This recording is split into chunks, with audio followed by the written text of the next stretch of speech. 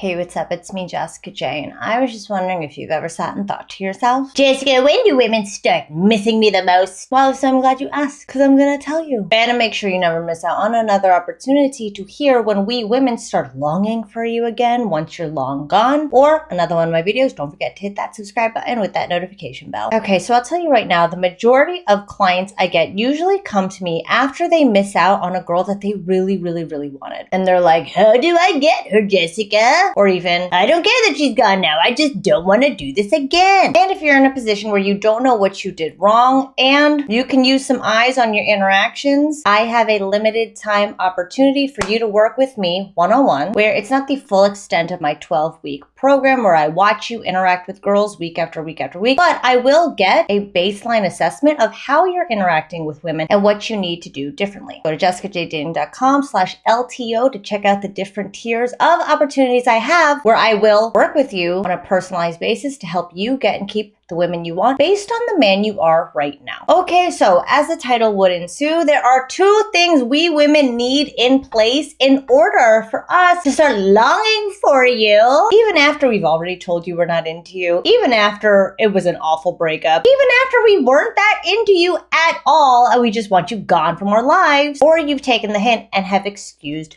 yourself. Okay, so the first criteria necessary for us to start missing you so much that we actually end up coming back after you, the first criteria is we need to have had any type of feeling for you whatsoever. I'm telling you right now, it can be as simple as we felt very heard and understood when we were talking to you. Or it could be something as simple as I felt very intrigued when you told me that you had served a prison sentence. Oh, Jessica.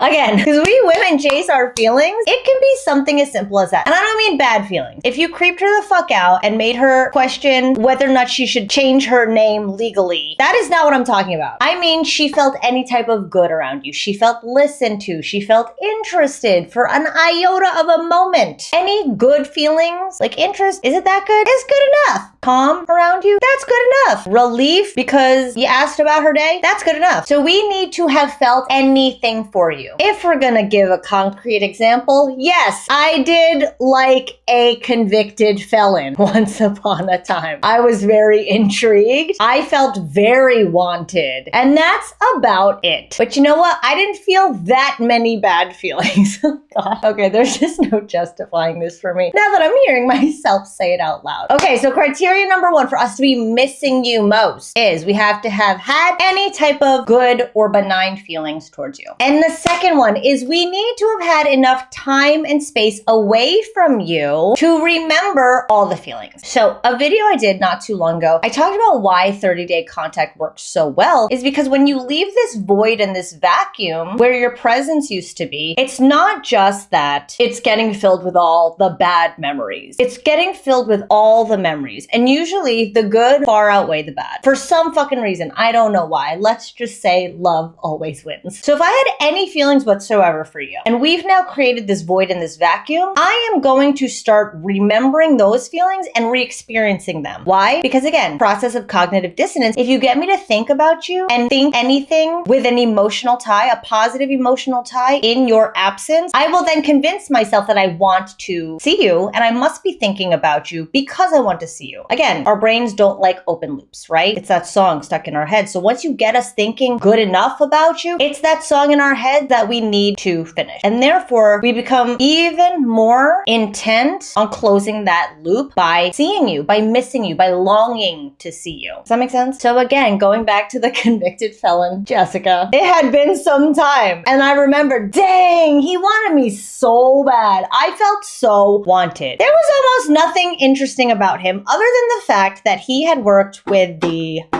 Boston Mafia at a time. And I was like, oh, that's different. Interest. And he made me feel like so wanted. He made me feel like the hottest piece of shit that ever walked this planet. And that's a good feeling. Again, void and vacuum. Now remembering the feels. Let me go contact him. And this is how women work. We are really that fucking simple, guys. I can't say that enough. But here's the thing. Every time this dude came back around, I was like, oh, that's right. He is a scary, violent motherfucker.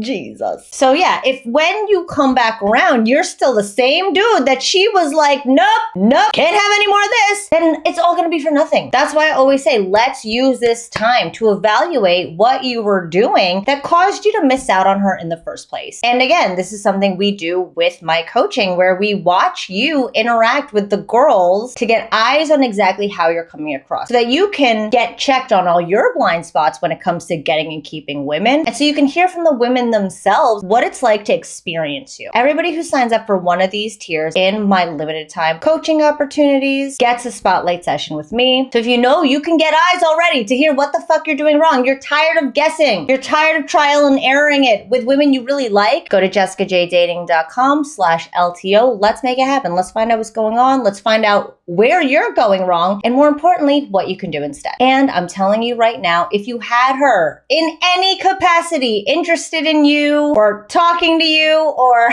feeling good enough around you, I'm telling you, we can absolutely get her back and wanting and chasing you. I've seen it happen with so many clients of mine, and we can make it happen for you. So again, criteria: we need to have felt anything for you, and 2, get the fuck away from us. Give us time and space to experience the good things once more, so that we're the ones longing and planting those seeds and chasing after you again. And tomorrow I'm going to talk about why the friend zone is actually a really good place to be. So again, I'm doing this entire training series. I don't know if you caught yesterday's. I'm doing this entire training series on It's Not What You Think, dispelling certain myths about why you think you don't yet have the women you want. So tune in tomorrow. I'm talking about the friend zone. Be mindful of these 2 things. Leave her the fuck alone. Find out what you're doing wrong in the interim while you wait to come back at her. And thanks for watching as always. I'll see you guys next time.